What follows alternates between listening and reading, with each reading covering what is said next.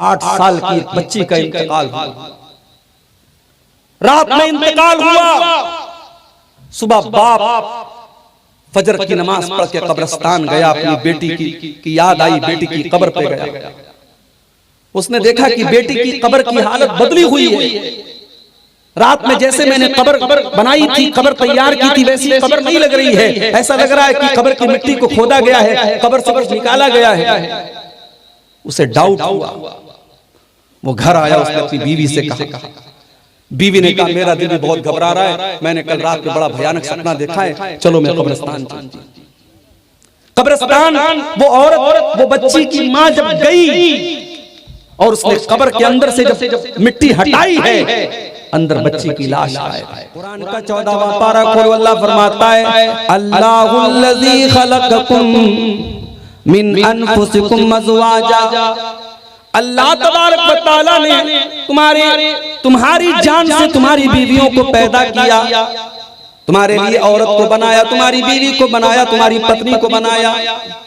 वजअल लकुम मिन अज़वाजिकुम बनीना व हफ़दा।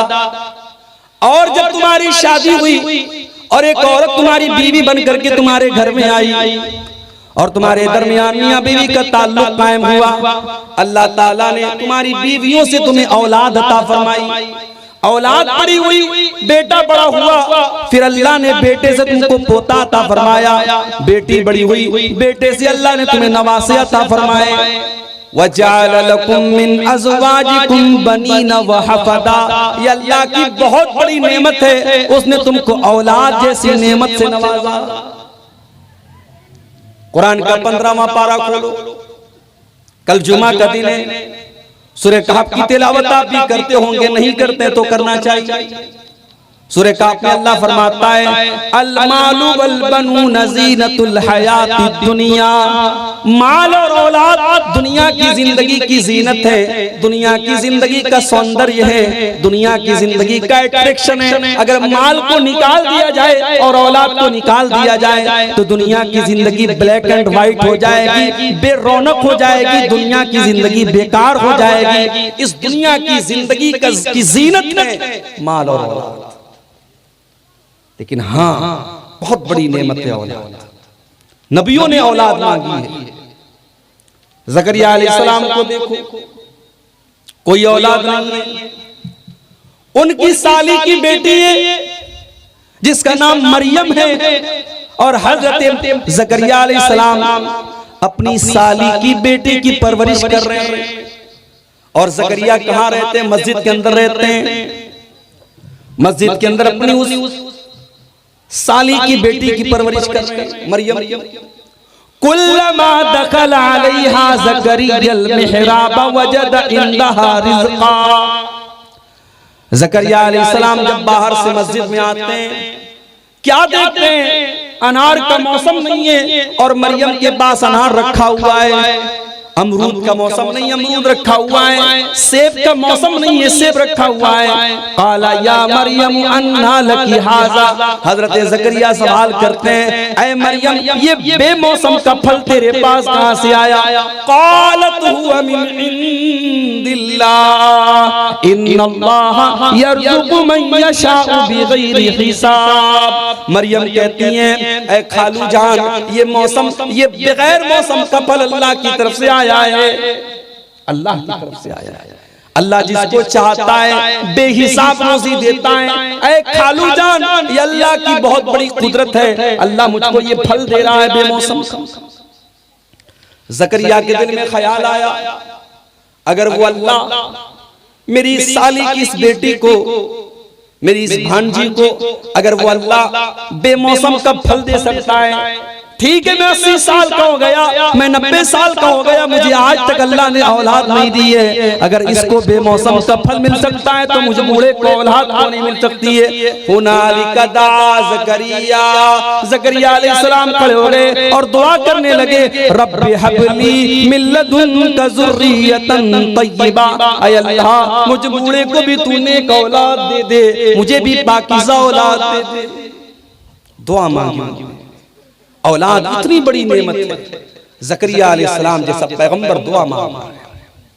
इब्राहीम अलैहिस्सलाम को देखो, जब उनकी कौम ने उनको अपने वतन से निकलने पर मजबूर कर दिया, हजरत इब्राहिम परदेसी हो गए, मुसाफिर हो गए, और जब परदेश में पहुंचे कोई सहारा उनको अपना साथ देने वाला, बुढ़ापे में उनकी लाठी बनने वाला कोई सहारा उनके साथ नहीं था। उन्होंने अल्लाह की बारगाह में दुआ की, रब्बी हबली मिनस सालिहीन, परवरदिगार मुझे नेक बेटा अता फरमा दे। नबियों ने दुआ मांगी औलाद, औलाद बहुत बड़ी नेमत है मेरे भाई, मगर वही अल्लाह जो औलाद को नेमत करार देता है, वही अल्लाह जो औलाद को दुनिया की जिंदगी की जीनत करार देता है, वही अल्लाह कुरान के 28वें पारे में फरमाता है, इन्नमा अमवालुकुम व औलादुकुम फितना, तुम्हारा माल भी तुम्हारे लिए फितना है, तुम्हारी औलाद भी तुम्हारे लिए फितना है। वही अल्लाह ताला सूरह मुनाफिकून में फरमाता है, या अय्युहल्लज़ीना आमनू ला तुल्हिकुम अमवालुकुम वला औलादुकुम अन ज़िक्रिल्लाह, ऐ ईमान वालो, तुम्हारा माल और तुम्हारी औलाद कहीं अल्लाह के जिक्र से तुमको गाफिल न कर दे, कहीं उनके चक्कर में पड़ करके तुम अल्लाह को भूल न जाओ, कहीं तुम अल्लाह के जिक्र से गाफिल न हो जाओ, कहीं तुम अल्लाह के दीन से गाफिल न हो जाओ।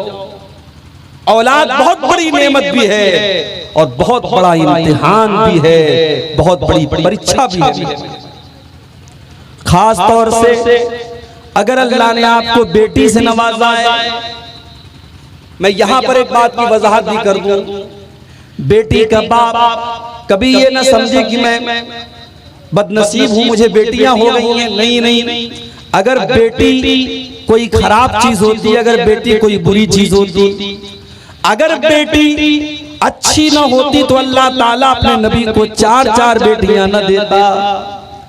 बेटी वालों तुम खुश नसीब हो, बेटियां बड़े किस्मत वालों को मिला करती हैं। बेटी आपको जन्नती बनने का मौका दे करके आई है। अल्लाह के नबी फरमाते हैं, मन आला जारियतैनि हत्ता तबलुगा, जिसने 2 बेटियों की परवरिश की, जिसने 2 बेटियों को पाला, यहाँ तक कि वो बेटियां जवान हो गई, यहाँ तक कि वो बेटियां बालिग हो गई, उसने बेटियों का हक अदा कर दिया। जा यौमल क़ियामति अना व हुवा कहातैन, अल्लाह के प्यारे नबी अपनी दोनों उंगलियों से इशारा करके फरमाते हैं कि बेटियों की परवरिश करने वाला और बेटियों का हक अदा करने वाला जब कयामत के दिन आएगा वो अपने नबी के साथ आएगा, और इस तरीके से आएगा जैसे ये दोनों उंगलियां एक दूसरे के साथ अटैच है, मिली हुई, अपने नबी के साथ रहेगा कयामत के दिन। ये बेटियों की परवरिश करने वाली की का इनाम है मेरे प्यारे। मगर एक तरफ इतना बड़ा इनाम है, दूसरी तरफ अल्लाह के नबी ये भी फरमाते हैं, मनी बुतुलिया मिन हाज़िहिल बनाती शैआ, जिसको अल्लाह ताला बेटी दे करके आजमाता है, जिसकी परीक्षा अल्लाह ताला बेटी दे करके लेता है, जिसका इम्तिहान बेटी दे करके लेता है, कुन्न लहू सित्रम मिनन नार, वो बेटी अपने माँ बाप को जहन्नम की आग से बचाती है। बेटियों की परवरिश बहुत बड़ा इम्तिहान है। एक बहुत बड़ा इम्तिहान ये है कि बेटी, लोग कहते हैं ना पराया धन होती है, बेटी पराया धन होती है। जवानी तक मोहब्बतों के साथ माँ बाप उसे पालते हैं, पोसते हैं, और फिर अल्लाह के नाम पर, अल्लाह के कलमे की बुनियाद पर, अल्लाह के कलाम की बुनियाद पर उसे अजनबी मर्द के हवाले कर देते हैं, निकाह के बंधन में बांध करके उसे एक मर्द के हवाले कर देते हैं। ये बहुत बड़ी आजमाइश होती है एक बाप के लिए, एक माँ के लिए। लोग तो समझते भाई बेटी की शादी है, माँ बाप बहुत खुश हैं, मगर वो दिल से रो रहे होते हैं। भाई एक भरोसा होता है, उस भरोसे पर वो अपनी बेटी को विदा करते हैं। उनको नहीं मालूम होता कि जिस बेटी को हमने फूल की तरह पाला है, नहीं मालूम उसके साथ ससुराल में क्या सुलूक किया जाए। हो सकता है जिस बच्ची को हमने, जिसके गाल पे कभी थप्पड़ न पड़ने दिया हो सकता है कोई जालिम शौहर मिल जाए और उसको जो है मारता पीटता हो, कोई जालिम सास मिल जाए जो जहेज के नाम पर उसको जुल्म और सितम करती हो और उसको मारने और उसको कत्ल करने की प्लानिंग करती हो। बाप तो ये सब नहीं जानता है, बाप तो बस भरोसा करके अपनी बेटी को हवाले कर देता है। बहुत बड़ा इम्तिहान होती है बेटी। और आज के दौर में बेटी एक और तरीके से इम्तिहान है मेरे भाई। बेटी जब 8 साल की हुई, 10 साल की हुई, जवानी की दहलीज पर कदम रखने लगी, जमाने की हवसनाक नजरें उस नौखेज लड़की के जिस्म का चक्कर लगाने लगी। जमाने की भूखी निगाहें गिद्ध की तरह उस बच्ची, उस लड़की के जिस्म की तरफ मायल होने लगी। एक बाप की जिम्मेदारी सिर्फ ये नहीं है कि उस बच्ची को, उस बेटी को अच्छा खिलाए, अच्छा पहनाए, उसको अच्छे स्कूल में दाखिला कराए, उसको तालीम दे, उसे जमाने की गंदी नजरों से बचाना भी बाप के लिए बहुत बड़ा चैलेंज है।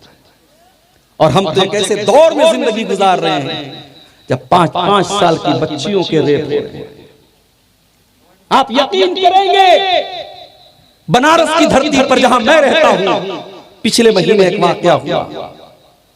8 साल की एक बच्ची का इंतकाल हुआ। रात में इंतकाल हुआ। सुबह बाप फजर की नमाज पढ़ के कब्रिस्तान गया, अपनी बेटी की याद आई, बेटी की कब्र पे गया। उसने देखा कि बेटी की कब्र की हालत बदली हुई है। रात में जैसे मैंने कब्र बनाई थी, कब्र तैयार की थी, वैसी कब्र नहीं लग रही है। ऐसा लग रहा है कि कब्र की मिट्टी को खोदा गया है, कब्र से कुछ निकाला गया है। उसे डाउट हुआ। वो घर आया, उसने अपनी बीवी से कहा।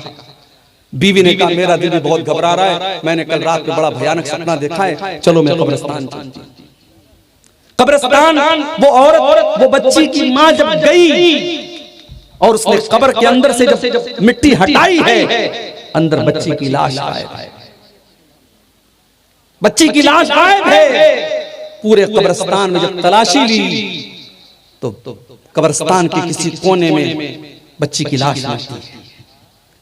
फिर और तहकीक की, वहां कैमरे वगैरह लगे हुए थे, कैमरे वगैरह से जब तहकीक की गई, पता चला कि उसी मोहल्ले का एक इंसान नशे की हालत में, शराब के नशे में धुत होकर के कब्रिस्तान आता है और 8 साल की बच्ची को कब्र से निकालता है और उसे अपने साथ लिटा करके रात भर सोता है और फिर उसको कब्रिस्तान। ये वो दौर है मेरे भाई, जहां कब्रिस्तान से, कब्र से वो कब्रिस्तान, जहां मौत को याद किया जाता है, जहां आखिरत को याद किया जाता है, जहां मेरे नबी जाते थे तो रोने लगते थे, सहाबा जाते थे तो रोने लगते थे, उसी कब्रिस्तान पर बैठ करके आज मुसलमान शराब पीता है। उसी कब्रिस्तान पर बैठ करके जो है ये मुसलमान जुआ खेलता है, गाली गलौज करता है और उसके बाद कहता है कि हमारे ऊपर अल्लाह की मदद नहीं आ रही है, हम फलस्तीन में मारे जा रहे हैं, हम दुनिया भर में काटे जा रहे हैं। अरे मुसलमान, तू अपने अमाल का जायजा ले कि तू कहां पहुंच चुका है, तेरी बदकिरदारी और तेरी बदअमली किस हद तक पहुंच चुकी है, पहले तो इस पर गौर कर। अब तो बेटियों के बाप और बेटियों की माएं 6-6 साल की, 7-7 साल की बच्चियों को जब घर से बाहर भेजते हैं तो कलेजे पर पत्थर रख के भेजते हैं, बड़ी तहकीक के साथ भेजते हैं। बच्ची से कहते बेटी जल्दी से चली आना, अगर किसी काम से, किसी सामान से लेने के लिए भेजते हैं तो 6-7 साल की बच्ची को भी बाहर भेजते हुए माँ बाप को डर लगता है। मेरे भाइयों, हम उस दौर में जिंदगी गुजार रहे हैं। बहुत बड़ा इम्तिहान है उस बच्ची की हिफाजत करना, उसको जमाने की गंदी नजरों से बचाना। फिर जब वो लड़की 14 साल की, 15 साल की हो गई, अब मुकम्मल जवान हो गई, अब उसे प्यार और मोहब्बत के खूबसूरत जाल में फंसाने के लिए सोशल मीडिया का जाल मौजूद है। कोई उसे व्हाट्सएप पर मैसेज करके आई लव यू बोल रहा है, कोई फेसबुक के ऊपर आकर के मोहब्बत का इजहार कर रहा है, कोई इंस्टाग्राम पर आकर के उससे फोटो मांग रहा है, उसको तरह तरह से प्यार और मोहब्बत के जाल में फंसा करके उसके जिस्म को नोचने की कोशिशें की जा रही हैं। मेरे प्यारे भाइयों, मेरी प्यारी माँ बहनों, इन तमाम जालों से उस नौजवान बच्ची को बचाना ये माँ बाप की बहुत बड़ी जिम्मेदारी है। इसीलिए अल्लाह के नबी फरमाते हैं मनिबतुलिया मिन हाज़िहिल बनाति शैआ, जिसको अल्लाह ताला लड़कियां देता है, जिसको बेटियां देता है और इस इम्तिहान में वो माँ बाप खड़े उतर जाते हैं, कुन्न लहू सित्रम मिनन नार, वो बेटियां अपने माँ बाप को जहन्नम की आग से बचाने का काम करती हैं। हाँ बेटी वालों, कभी अपने आप को ये न समझना कि तुम्हें बेटी देख करके अल्लाह ताला ने नऊजुबिल्लाह तुम्हारे साथ कोई कमी कर दी है? नहीं नहीं, हमने तो जमाने में ऐसे बेटों को भी देखा है, बेटे तो चार चार हैं, लेकिन माँ बाप 70 साल की बूढ़ी माँ और 80 साल का बूढ़ा बाप है, चार चार बेटे उसके मौजूद हैं, चारों की शादियां हो चुकी हैं, चार चार बहुएं घर में हैं। उस 70 साल की बूढ़ी माँ को एक रोटी देने वाला कोई बेटा नहीं है। उस 70 साल की बूढ़ी माँ को चूल्हा जलाना पड़ता है और अपने हाथ से अपनी रोटी पकानी पड़ती है, अपने हाथ से अपना कपड़ा धुलना पड़ता है। चार चार बेटे मौजूद हैं और उन चार चार बेटों की बीवियां मौजूद हैं। उस 70 साल की बूढ़ी सास का कपड़ा धोने के लिए उन बहुओं के पास कलेजा नहीं है, उन चार बेटों के पास इतनी दौलत भी नहीं है अपने 80 साल के बूढ़े को रोटी खिला सके, अपने 80 साल के बूढ़े बाप को रोटी खिला सके। हमने तो ऐसे बेटों को भी देखा है। और हाँ, इसी समाज में हमने ऐसी बेटियों को भी देखा है, बेटी की शादी हो चुकी है, बेटी ससुराल जा चुकी है, बाप बिस्तर पे बीमार है और उसी घर में चार चार बेटे रहते हैं। बेटों को फुर्सत नहीं है अपने बाप की हाल चाल लेने की। बेटी ससुराल में, माँ का फोन आता है, बेटी तेरे बाप की तबीयत बहुत खराब है, तेरा बाप बीमार है। बेटी अपने ससुराल के सारे काम छोड़ करके, अपनी सारी मसरूफियात छोड़ करके बेटी दौड़ी दौड़ी अपने मायके आती है। और जब तक अपने बाप का दीदार नहीं कर लेती और जब तक अपने बाप की हाल चाल नहीं ले लेती, तब तक उस बेटी के दिल को करार नहीं मिलता है। हमने तो ऐसी बेटियां भी देखी है मेरे भाई। बेटी को बोझ मत समझो मेरे भाई, बेटियां किस्मत वालों को मिलती है। एक नज़्म मैंने लिखी थी बेटियों के ऊपर, चाहता हूं कि आपको सुना दूं। हमारे मुस्तफा कमाल साहब माशाअल्लाह, आपके शेरशाबादी बिरादरी के जो है बुलबुले शेरशाबादी इनको कहा जाता है, इनकी मौजूदगी में ये नज़्म मैं आपको चाहता हूं कि सुना दूं। ये बेटियों के ऊपर खास तौर से मैंने ये नज़्म लिखी थी। बड़ा मसला ये है कि नेपाल में नेटवर्क वगैरह का भी मामला रहता है। चलिए, नेट तो चलेगा नहीं, एक मिनट।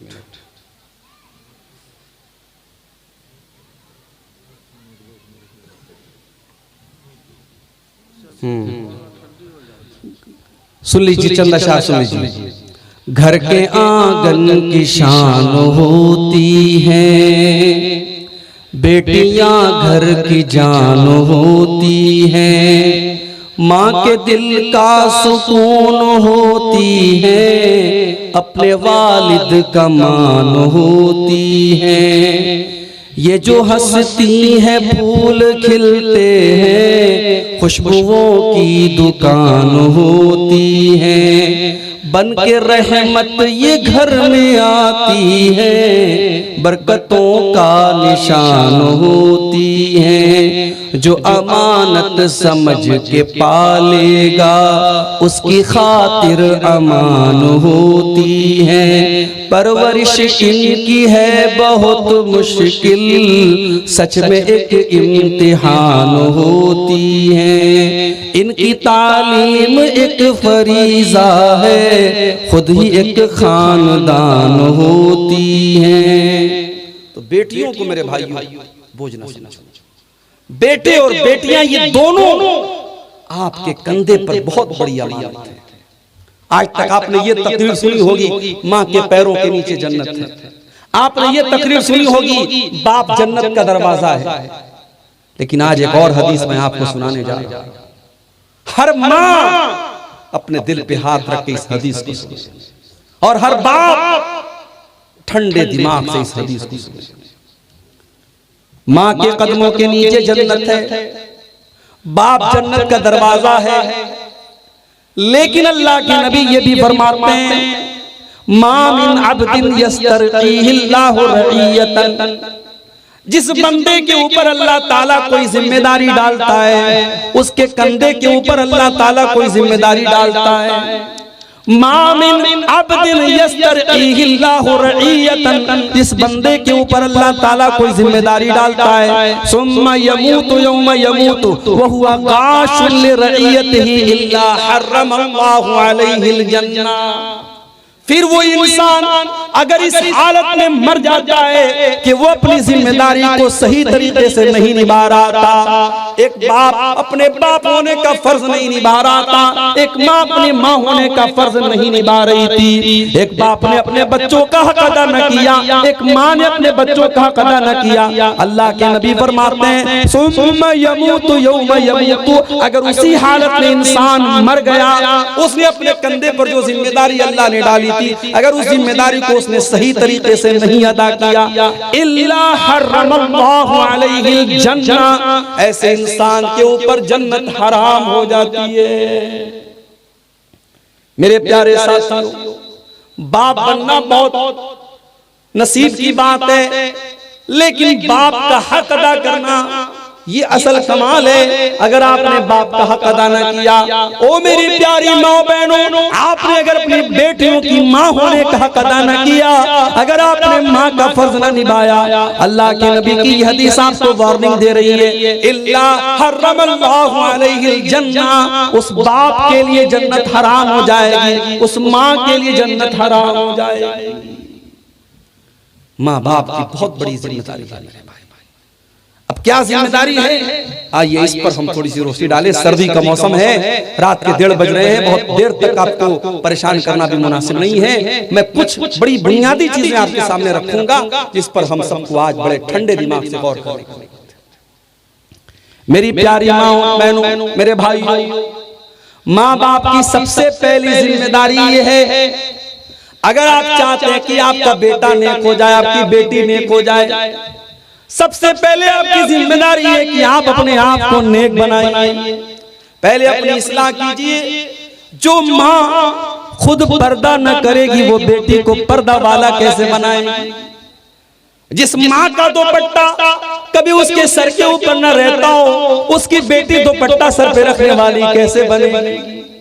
जो माँ दिन भर मोबाइल पे बैठ करके गाना सुनती हो, उसकी बच्ची मोबाइल के ऊपर कुरान की तिलावत कैसे सुनेगी और नाते और नज़्म और तकरीरें कैसे सुनेगी? मेरी प्यारी माँ बहनों, आप अपनी बच्चियों की आइडियल बनो। मेरे भाइयों, आप अपने बच्चों के आइडियल बनो। बच्चे सबसे पहले अपने माँ बाप से सीखते हैं। कभी आप गौर कीजिए, बाप अगर कुर्सी पर ऐसे बैठ के सिगरेट पीता है ना, तो बच्चा अकेले में बाप की नकल करता और वैसे ही बैठ के सिगरेट पीता है। आप अगर बच्चों से सिगरेट मंगा रहे हैं, गुटखा मंगा रहे हैं, तंबाकू मंगा रहे हैं, और फिर आप ये सोचते हैं हमारा बच्चा बड़ा हो जाए तो इन तमाम चीजों को हाथ न लगाए, तो माफ कीजिए, ऐसा पॉसिबल नहीं। माँ बाप जब तक नेक नहीं बनेंगे, बच्चों के नेक बनने की तवक्को छोड़ दीजिए। पहले आपको नेक बनना पड़ेगा, पहले माँ को नेक बनना पड़ेगा, पहले बाप को नेक बनना पड़ेगा। हमें अपनी औलाद की बड़ी चिंता है। हमारे इंडिया में LIC चलती है। बच्चा पैदा हुआ, मुझे बेटी हुई अभी जनवरी में, मुझे तीसरी बेटी पैदा हुई। जैसे ही बेटी पैदा हुई, हमारे मदरसे में एक आते हैं LIC वाले, वो आए, मौलाना साहब आपको तीसरी बेटी हुई है, पता लगा है, जल्दी से बेटी के नाम का एक पॉलिसी ले लीजिए, बेटी 20 साल की हो जाएगी, इतना पैसा मिलेगा। बच्चे पैदा होते हैं, माँ बाप उनकी फ्यूचर की, उनके भविष्य की चिंता करने लगते हैं। मेरे प्यारे साथियों, अपनी औलाद के भविष्य की अगर चिंता है, अपनी औलाद के मुस्तकबिल की अगर फिक्र है, तो सबसे पहले हम और आप अपनी फिक्र करें, अपनी इस्लाह करें। आइए मैं आपको कुरान से एक एग्जाम्पल देता हूँ। कुरान का 16वां पारा खोलिए। हजरत मूसा अलैहिस्सलाम का वाक़या अल्लाह ताला बयान कर रहा है। हजरत मूसा और हजरत खजीर एक बस्ती के पास से गुजर रहे हैं, एक गांव के पास से गुजर रहे हैं। दोनों को भूख लगी है, दोनों ने गांव वालों से खाना मांगा, लेकिन गांव वाले बड़े कंजूस थे, बड़े बखील थे, उन्होंने खाना नहीं खिलाया। आज भी जिस बस्ती में उलमा की कदर न की जाए, जिस बस्ती में दीन के तलबा की कदर न की जाए, उस बस्ती से बड़ा बखील, उससे बड़े कंजूस कहीं लोग नहीं होते। बहुत सारी बस्तियां ऐसी होती हैं, वहां उलमा नहीं जाना चाहते क्योंकि वहां बड़े बखील लोग होते हैं। आज हमारे पास बंबई से फोन आता है, मौलाना साहब जरा इस पर भी थोड़ा तकरीरों में रोशनी डालिए। आज लोग कहते हैं जलसे नहीं होने चाहिए। ठीक है, अगर जलसों में कोई चीज गलत हो रही है उसकी इस्लाह होनी चाहिए। इसी सीमांचल के जलसों में मैंने सैकड़ों मरतबा तकरीर में कहा है, जो चीजें गलत है उस पर आप रोक लगाइए। औरतें अगर बेपर्दा आ रही हैं, गलत है, उस पर रोक लगाइए। सड़क पर आप औरतों की दुकान लगवा रहे हैं, गलत है, उस पर आप पाबंदी लगवाइए। नेपाल के इलाकों में जलसों में भी मैंने कहा, सीमांचल के जलसों में भी मैंने कहा, लेकिन जलसे बंद कर दिए नहीं। मेरे भाई, ये दीन की बुनियाद और दीन की बातें आपके दिलों तक पहुंचाने का जरिया है ये जलसे। कम से कम इतने सर्दी के मौसम में रात को 2 बजे सारी दुनिया बैठ करके अपने बिस्तर पे रजाई ओढ़ के आराम कर रही है। अगर इस पिंडाल के नीचे आप बैठे हैं, हमारी माएं बहनें बैठी हैं, ये बहुत बड़ी दलील है इस बात की कि आपके दिल में ईमान की मोहब्बत है, इस्लाम की मोहब्बत है, अल्लाह और उसके रसूल की मोहब्बत है। ये जलसे, ये दीनी प्रोग्राम उसी मोहब्बत की ज्योति को जलाने के लिए, उस मोहब्बत की ज्योति को रोशन करने के लिए कायम किए जाते हैं। और अगर इन जलसों पर पैसा खर्च होता है, तो अगर आपको दर्द हो रहा है और पेट में दर्द हो रहा है, तो आपके इसी समाज में शादियों में लाखों करोड़ों रुपए खर्च हो रहे हैं, वहां क्यों नहीं एतराज होता है? शादियों में आज जिस कौम के बच्चे आज भूखमरी से मर रहे हैं, जिस कौम की गरीब बेटियां आज शादी अपने बाप की गरीबी की वजह से शादी नहीं हो पा रही है, और जिस कौम की माशी हालत निहायत खराब है, उस कौम के अंदर आज शादियों पे लाखों रुपए खर्च होते हैं और लाखों रुपए का खाना नाली में बहा दिया जाता है। उन फजूल खर्चियों पर आप रोक लगाइए। जलसों को निशाना बनाने वाले दरअसल ये चाहते हैं कि जलसे बंद हो जाएं, फिर हराम को हराम कहने वाले भी खत्म हो जाएं, जायज को जायज कहने वाले और नाजायज को नाजायज कहने वाले भी खत्म हो जाएं। मेरे भाइयों, ये दीन की हिफाजत की तदबीरें हैं और ये आपको दीन से जोड़े रखने के तरीके हैं। लिहाजा इन जलसों पर आप बहुत ज्यादा मश्क सितम इनको न बनाइए। तो हजरत मूसा और हजरत खजिर को गांव वाले बड़े कंजूस थे, उन्होंने खाना नहीं खिलाया। अब कुरान कहता है हजरत मूसा और हजरत खजिर दोनों ने देखा कि एक मकान की दीवार गिर रही है। हजरत खजिर उठे, उन्होंने दीवार को सीधा कर दिया। हजरत मूसा ने बड़े गुस्से में कहा, लौ शीता लतखस्ता अलैहि अजरा। ऐ हजरत खजिर, आपने दीवार को क्यों सीधा कर दिया? कंजूस लोग, मक्खी चूस लोग हैं, इन्होंने हमको खाना तक न खिलाया और आपने उनकी दीवार को फ्री में ठीक कर दिया। आपको इसका पैसा ले लेना चाहिए था, इसकी उजरत ले लेनी चाहिए था।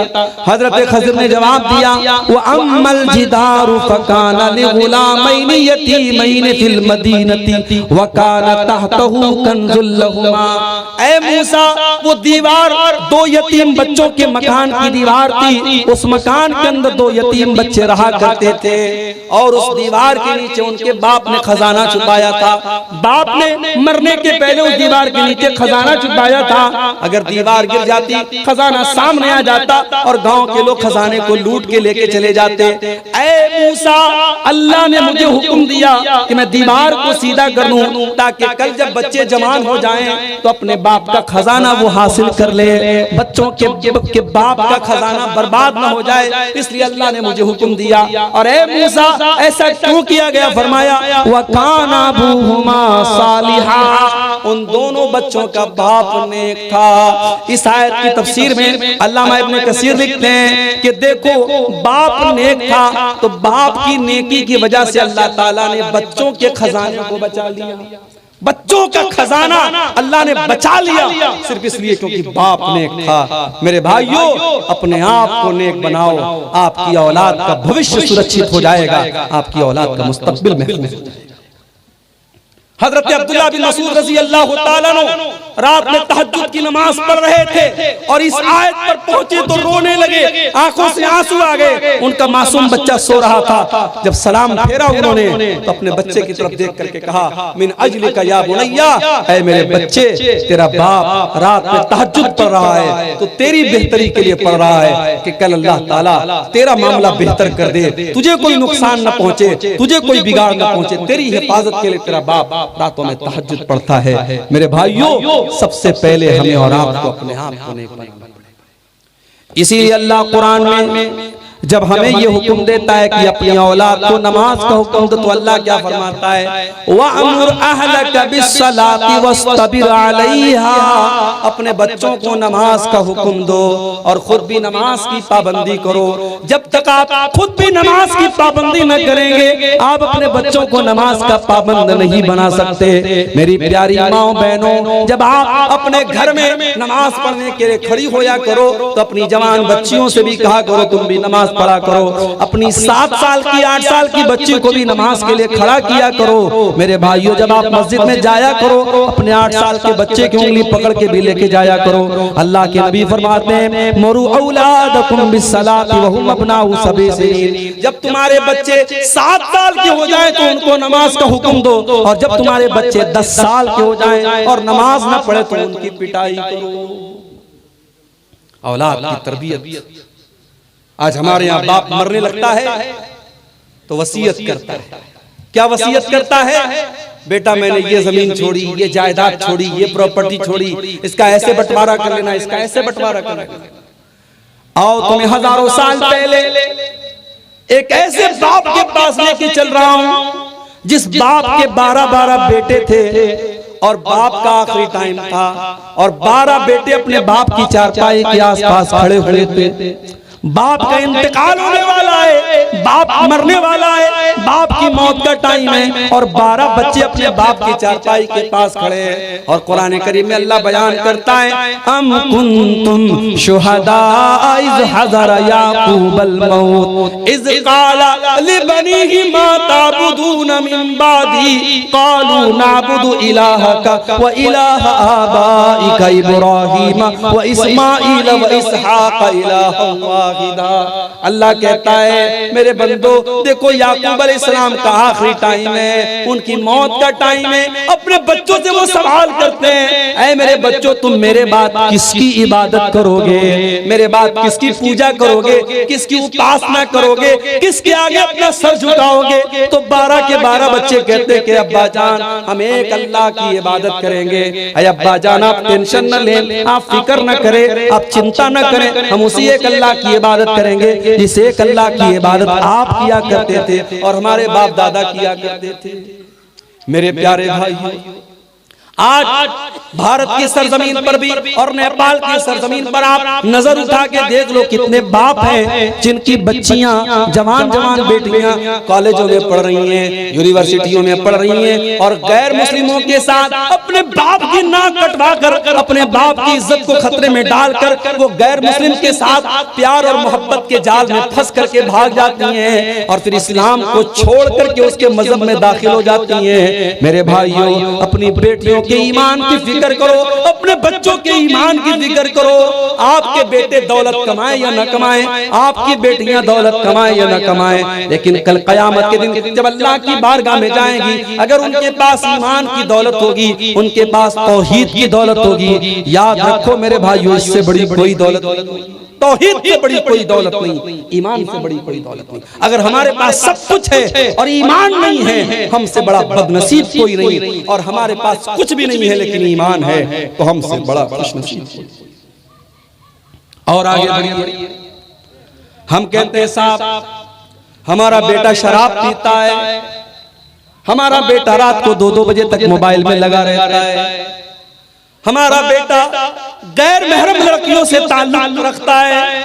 मौलवी साहब, हमारे बच्चे के बारे में कुछ कीजिए, मौलवी साहब मेरे बच्चे के लिए दुआ कर दीजिए। मेरे प्यारे भाइयों, आपका बेटा या बेटी आज जवान हुआ है, जब वो 8 साल का था, जब वो 10 साल का था, क्या आपने उसके दिल और दिमाग में ये बात डाली थी, बेटा कभी कोई गुनाह का काम करने के पहले ये सोच लेना वो अल्लाह देख रहा है, उस अल्लाह को हिसाब देना है। आपने बिल्ली से अपने बच्चे को डराया था, आपने कुत्ते से डराया था, आपने शेर से डराया था, मगर आपने अल्लाह का डर अपने बच्चे के अंदर पैदा न किया था। मेरे भाइयों, इसी काठमांडू के एयरपोर्ट पे चले जाओ, इसी नेपाल के विराटनगर के एयरपोर्ट पे चले जाओ, वहाँ बड़े बड़े कैमरे लगे हुए हैं, एयरपोर्ट के ऊपर कैमरा लगा हुआ है। वो कैमरे क्यों लगे हुए हैं? वो कैमरे इसीलिए तो लगे हुए हैं कि कैमरा लगाए, चोर चोरी करने के पहले सोचेगा नहीं नहीं कैमरा लगा हुआ है, मैं रिकॉर्डिंग में आ जाऊंगा, मैं पकड़ लिया जाऊंगा। एयरपोर्ट के ऊपर ऊपर कोई मनचला किसी लड़की को छेड़ने के पहले देखेगा नहीं कैमरा लगा हुआ है, अगर मैंने लड़की को टच किया कैमरे में आ जाऊंगा, मैं पकड़ लिया जाऊंगा। क्या आपने अपने बच्चे को ये बताया मेरे बेटे दुनिया का कैमरा तो खराब भी हो सकता है, दुनिया का कैमरा तो बर्बाद भी हो सकता है, दुनिया के कैमरे में हो सकता है तेरी तस्वीर ना आए, कैमरा काम ना करे, मगर अल्लाह का कैमरा तो 24 घंटे ऑन रहने वाला है। अल्लाह का कैमरा तो सब कुछ रिकॉर्ड कर रहा है। व इन्ना अलैकुम लहाफिज़ीन किरामन कातिबीन, मेरे बंदे तेरे हर अमल को रिकॉर्ड करने के लिए हमने किरामन कातिबीन को मुकर्रर कर दिया है। वो तेरी एक एक एक्टिविटी को रिकॉर्ड कर रहे हैं, तेरी जिंदगी का हर पल रिकॉर्ड हो रहा है। मा यल्फिज़ु मिन क़ौलिन इल्ला लदैहि रक़ीबुन अतीद, मेरे बंदे तू ज़बान से जो भी निकालता है सब रिकॉर्ड किया जा रहा है। आजकल मैं कहीं जाता हूं ना तो लोग कहते हैं मौलवी साहब थोड़ा सा एक सेल्फी ले लेते हैं, सेल्फी लेते हैं। अच्छा माशाअल्लाह आजकल मोबाइल के कैमरे भी ऐसे ऐसे आ गए हैं, बिल्कुल काला आदमी है और कैमरे से बिल्कुल गोरा लगा है, चेहरे के जितने दाग धब्बे सब खत्म, बदसूरत खूबसूरत लग रहा है। और मर्द को औरत बना दो, औरत को मर्द बना दो, बहुत सारे फिल्टर्स आते हैं, बहुत सारे कैमरे के अंदर फीचर्स आ रहे हैं। आज नौजवान क्या करता है, मौलाना लोगों के साथ या बड़े लोगों के साथ फोटो लेता है, फिर फेसबुक पर डालता है, इंस्टाग्राम पे डालता है। कितने लोगों ने मेरी पोस्ट को लाइक किया, कितने लोगों ने मेरे फोटो को लाइक किया। लड़कियां अपना फोटो डाल रही हैं। मेरे प्यारे साथियों, मेरी प्यारी माँ बहनों, आपको इस बात की फिक्र है आपको फेसबुक पर कितने लोगों ने लाइक किया, आपको इंस्टाग्राम पर कितने लोगों ने लाइक किया, आपके स्टेटस को व्हाट्सएप पर कितने लोगों ने देखा, लेकिन क्या आपको इस बात की फिक्र है कल अल्लाह ताला कयामत के दिन आपको लाइक करेगा कि नहीं करेगा? कहीं ऐसा ना हो दुनिया वालों ने तो बहुत लाइक किया लेकिन अल्लाह ताला कल डिसलाइक कर दे और अल्लाह की बारगाह में अल्लाह हमसे नाराज हो जाए। मेरे भाइयों, दुनिया वाले लाइक करे या न करे, अल्लाह हमको लाइक करे, हमें इस बात की चिंता होनी चाहिए। कल कयामत का दिन होगा, अल्लाह ताला हमारी जिंदगी भर की रिकॉर्डिंग को हमारी गर्दन में डाल देगा और अल्लाह फरमाएगा इक़रा किताबका कफ़ा बिनफ़्सिकल यौमा अलैका हसीबा। ऐ मेरे बंदे, ये देख, ये तेरी जिंदगी भर की रिकॉर्डिंग है, ये तेरा सारा कच्चा चिट्ठा है। ये रात को 12 बजे तो तूने बंद कमरे में जो गुनाह किए थे, तूने रात को 2-2 बजे जो तूने गुनाह किए थे, वो सब इस कैमरे की रिकॉर्डिंग के अंदर रिकॉर्ड कर दिया गया है। मेरे बंदे, तू बता तेरे साथ क्या होना चाहिए, तू खुद अपना हिसाब कर ले, तेरे साथ क्या होना चाहिए। मेरी माँ और बहनों, जिस मुसलमान औरत के पायल की आवाज का भी पर्दा करने का हुक्म दिया गया, अल्लाह ने कुरान में कहा वला यज़रिबना बिअरजुलिहिन्ना लियुलम मा युखफीना मिन ज़ीनतिहिन्ना। ऐ मुसलमान औरतों, जब तुम अपने घरों में चला करो तो जोर जोर से अपने पैर को जमीन पे मार करके ना चला करो, कहीं ऐसा ना हो तुम्हारे पायल की आवाज गैर मर्दों के कानों तक पहुंचे। जो इस्लाम एक औरत के पायल की आवाज को भी गैर मर्दों तक जाने की इजाजत नहीं देता है। ओ मेरी बहनों, तुम व्हाट्सएप के ऊपर, तुम फेसबुक के ऊपर, तुम इंस्टाग्राम के ऊपर अपने फोटोज डाल रही हो, अपने वीडियोस डाल रही हो, अपनी शादी के फोटोज डाल रही हो, ये कहां से जायज हो जाएगा मेरी प्यारी माँ बहनों? जो कुरान कहता है फला तखज़ान बिल कौल। ऐ मुसलमान औरतों, जब तुम किसी गैर मर्द से बात करो तो अपनी आवाज को पस्त कर लो, कहीं ऐसा ना हो कि किसी के दिल में तुम्हारे खिलाफ कोई खिचड़ी पकने लगे, कोई गलत इरादा उसके दिल में पैदा होने लगे। जो इस्लाम एक गैर महरम मर्द के सामने मुसलमान औरत को कड़ी आवाज में और सख्त आवाज में बात करने का हुक्म देता है, वो इस्लाम एक औरत को इस बात की इजाजत कैसे दे सकता है कि वो अपने वीडियो सोशल मीडिया पर डाले, अपने वीडियो फेसबुक पर डाले? मेरे भाइयों और मेरी बहनों, आप सबसे गुजारिश करता हूँ सोशल मीडिया का इस्तेमाल बहुत एहतियात के साथ करो। अपने फोटोज मत डालो मेरी बहनों, अपने वीडियोस मत डालो। और मेरे भाइयों, एक बात और कान खोल करके सुन लो, आजकल ये भी हो रहा है, फेसबुक के ऊपर किसी ने मैसेज किया लड़की को, अरे बहन आप तो माशाअल्लाह बहुत अच्छा लिखती हैं, बड़े अच्छे अच्छे पोस्ट आपके होते हैं, अच्छा आपका नाम क्या है, आपका गांव क्या है? अब एक चैटिंग शुरू होती है, फिर वो चैटिंग बढ़ते बढ़ते मोहब्बत के इकरार तक पहुंच जाती है। मेरी बहनों, कान खोल करके सुन लो, फेसबुक के ऊपर, व्हाट्सएप के ऊपर और सोशल मीडिया के ऊपर आई लव यू बोलने वाला और मोहब्बत का इजहार करने वाला आपके जिस्म तक पहुंचना चाहता है, बस वो सिर्फ उसकी निगाहें आपके शरीर की तरफ है, उसका निशाना आपका जिस्म है, वो अपने हवस की प्यास को बुझाना चाहता है। इस्लाम में प्यार का सिर्फ एक तस्वुर है। इस्लाम की नजर में प्यार वो होता है जो शादी के बाद होता है, जो मियाँ बीवी के बीच में होता है, जो जायज और हलाल रिश्ते के जरिए होता है। मेरी प्यारी बहनों, कभी किसी की नाजायज मोहब्बत न बनना। मेरे भाइयों, कभी सोशल मीडिया पर किसी की बहन बेटी को फंसाने की कोशिश न करना।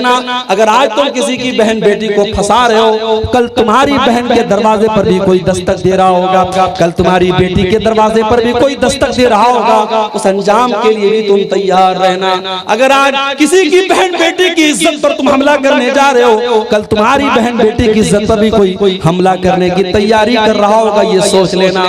तुम वैलेंटाइंस डे पर अगर किसी की बेटी को और किसी की बहन को गुलाब का फूल दे करके मोहब्बत का इजहार कर रहे हो, तो जा करके अपने घर में पता लगा लेना, तुम्हारी बहन को भी किसी ने गुलाब का फूल दिया होगा, तुम्हारी बेटी को भी किसी ने गुलाब का फूल दिया होगा। दुनिया का उसूल यही है मेरे भाई, जैसी करनी वैसी भरनी। अगर आज दूसरों की इज्जतों पर आप निशाना साध रहे हैं तो आपकी इज्जतें भी खतरे में है। मेरे भाइयों, सोशल मीडिया को नाजायज मोहब्बत का और नाजायज प्यार का जरिया मत बनाओ। सोशल मीडिया से बहुत अच्छे काम भी हो सकते हैं। वल्लाह मुझे बहुत खुशी होती है, मैं नेपाल में बहुत कम आ पाता हूँ, मेरे साथ अपनी मजबूरियां हैं, अपनी मसरूफियात हैं, मगर जब नेपाल के जलसों में जाता हूँ और लोग बड़ी मोहब्बत से मिलते हैं। कुछ लोग कहते हैं मौलाना आज तक आपको यूट्यूब पर सुनते थे, आज तक आपको सोशल मीडिया पर सुनते थे, आज पहली बार देख रहे हैं। लोग बड़ी खुशी से मिलते हैं तो दिल बड़ा खुश होता है। मैं कहता हूं, मैं बनारस का रहने वाला, आप 500-600 किलोमीटर दूर नेपाल की सरजमीन पर रहते हैं। मेरा और आपका क्या रिश्ता है? एक ही रिश्ता है, ला इलाहा इल्लल्लाह मुहम्मद रसूलुल्लाह का रिश्ता है, दीन का रिश्ता है, ईमान का रिश्ता है। और आज सोशल मीडिया के जरिए ये रिश्ता मजबूत हो रहा है। सोशल मीडिया के जरिए आप मुझे सुनते हैं, आप मेरी बातों को सुनते हैं। सोशल मीडिया का अच्छा इस्तेमाल भी किया जा सकता है मेरे भाइयों, इसका गलत इस्तेमाल मत करो। गंदगी फैलाने का जरिया मत बनने दो। कान खोल करके सुन लो, अगर सोशल मीडिया का हम गलत इस्तेमाल करते हैं तो 3 चीजें हमारे हक में, हमारे खिलाफ गवाही देंगी क़यामत में।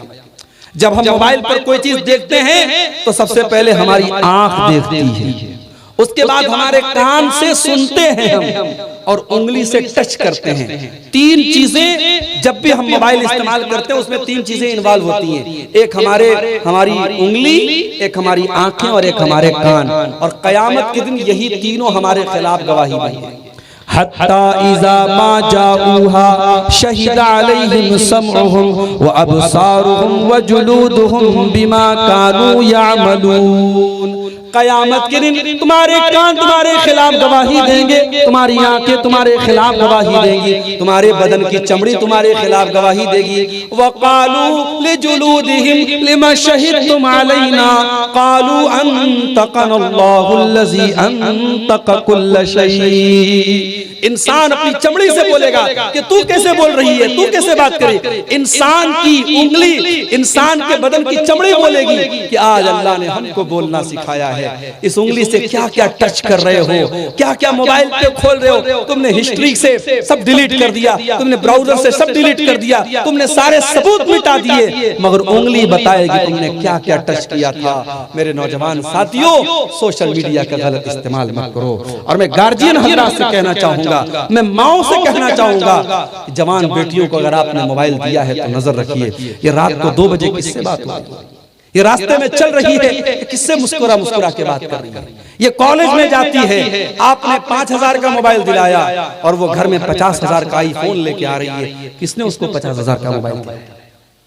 आप रिचार्ज नहीं करवाते अपनी बेटी के मोबाइल में, आपने पैसा भी नहीं दिया, हर महीने उसके मोबाइल पर रिचार्ज हो रहा है। कौन रिचार्ज करवा रहा है? एक मुरब्बी की, एक गार्जियन की जिम्मेदारी है मेरे भाइयों, वो देखे उसका बेटा कहाँ जा रहा है, उसकी बेटी कहाँ जा रही है। अगर आपने ये फर्ज नहीं निभाया तो अल्लाह की आपकी पकड़ होगी मेरे प्यारे साथी। अपनी औलाद की अखलाकी तरबियत भी करो मेरे भाइयों। अपनी औलाद को तौर तरीका सिखाओ जो इस्लाम ने सिखाया है। हजरत लुकमान को देखो अपने बच्चे से क्या कहते हैं, या बुनैया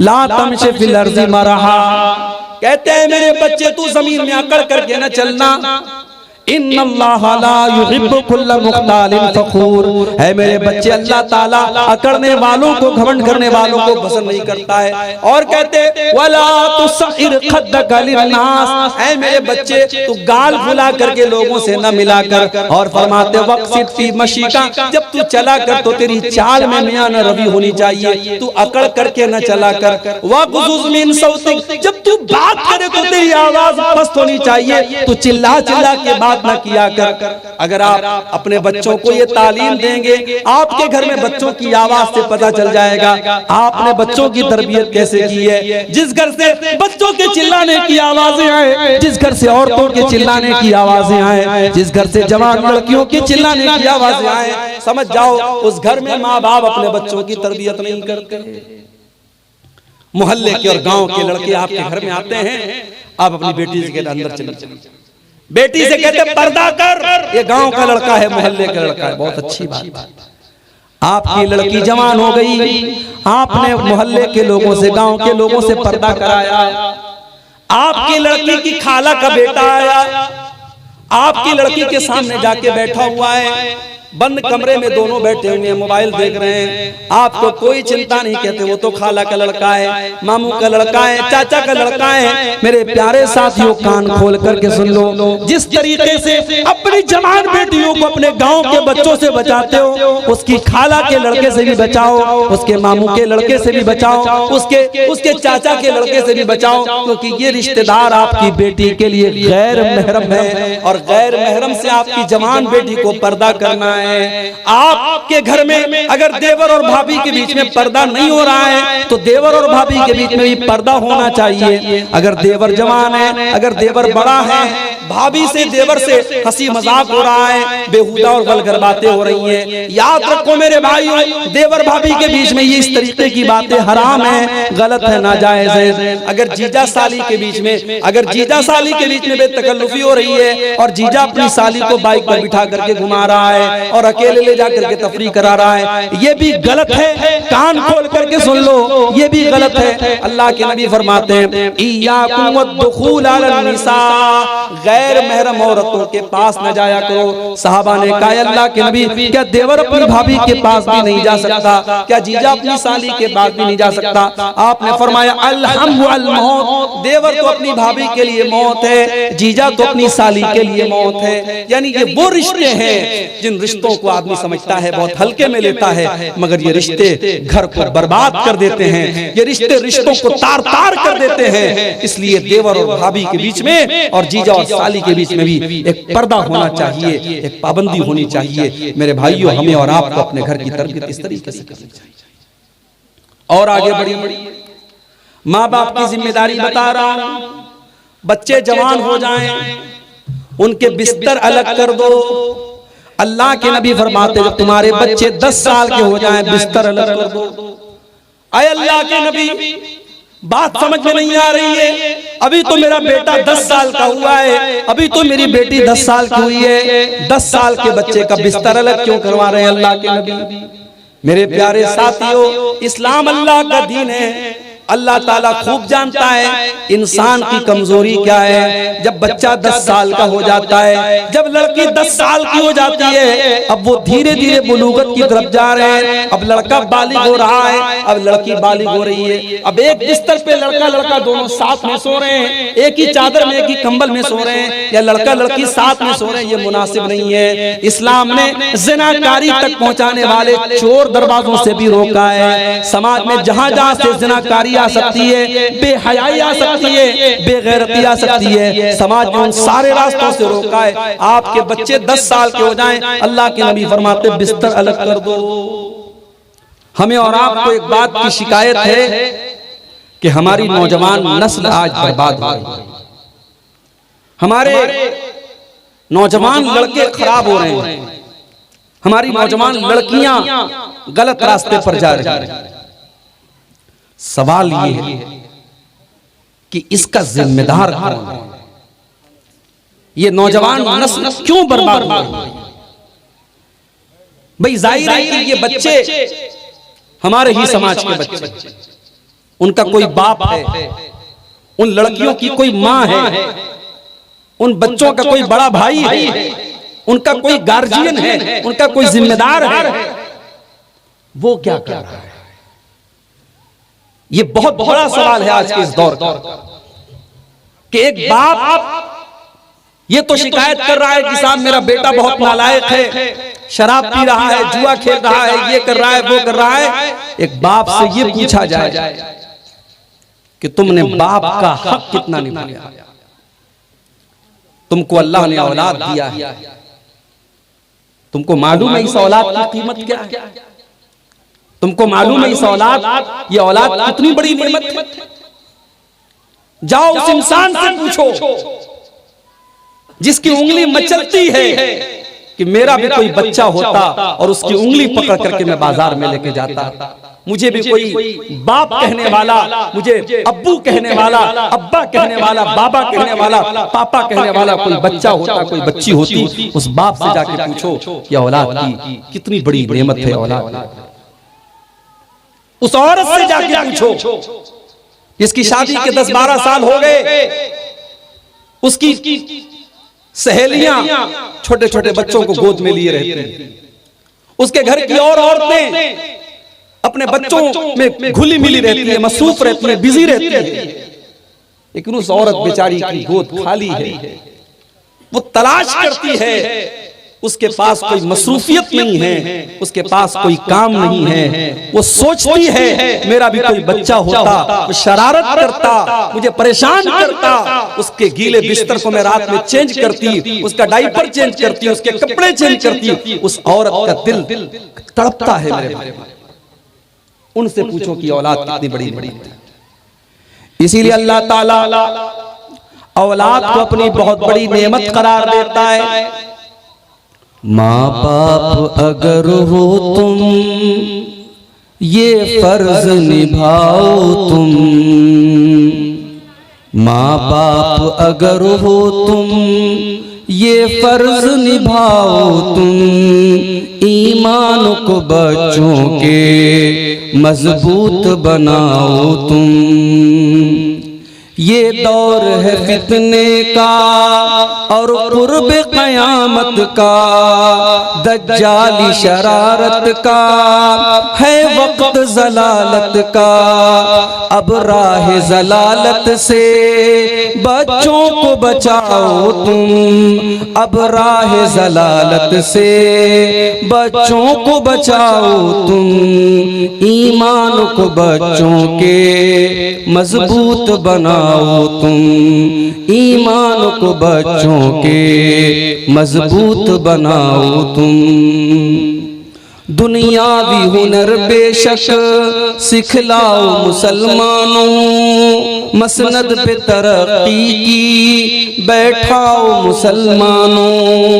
दुनियावी हुनर बेशक सिखलाओ मुसलमानों, मसनद पे तरक्की की बैठाओ मुसलमानों। बच्चों को मगर अपने कुरान भी पढ़ाओ तुम, बच्चों को मगर अपने कुरान भी पढ़ाओ तुम, ईमान को बच्चों के मजबूत बनाओ तुम। बच्चों को बताओ तुम तौहीद और सुन्नत भी, बच्चों को बताओ तुम तौहीद भी सुन्नत भी, कुरान की अजमत भी, ईमान की कीमत भी। बच्चों को बताओ तुम तौहीद भी सुन्नत भी, कुरान की अजमत भी, ईमान की कीमत भी। इस्लामी अकीदों से वाकिफ भी कराओ तुम, इस्लामी अकीदों से वाकिफ भी कराओ तुम, ईमान को बच्चों के मजबूत बनाओ तुम, ईमान को बच्चों के मजबूत बनाओ तुम। बच्चों को कभी अपने गुमराह न होने दो, बच्चों को कभी अपने गुमराह न होने दो, बिस्तर पे जलालत के बच्चों को न सोने दो, भटके हुए बच्चों को हक राह पे लाओ तुम, भटके हुए बच्चों को हक राह पे लाओ तुम, ईमान को बच्चों के मजबूत बनाओ तुम। दुनिया ही के बारे में हर वक्त बताते हो, दुनियावी हुनर पढ़ने हर वक्त बिठाते हो, दुनिया ही के बारे में हर वक्त बताते हो, दुनियावी हुनर पढ़ने हर वक्त बिठाते हो, कुरान हदीस उनको पढ़ने भी बिठाओ तुम, ईमान को बच्चों के मजबूत बनाओ तुम। हर सिमत से हमला है ईमान की हलाकत का, वीरान हुआ गुलशन अब शर्म का गैरत का।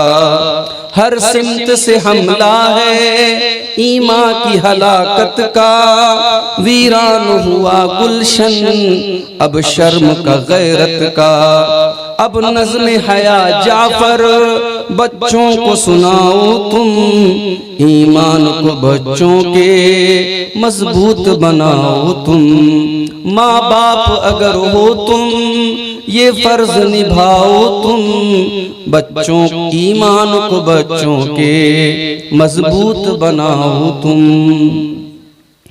सदर मुहतरम उलमाए किराम, मुहतरम बुजुर्गों, नौजवान साथियों, माँ और बहनों, प्यारे बच्चों, आज का ये प्रोग्राम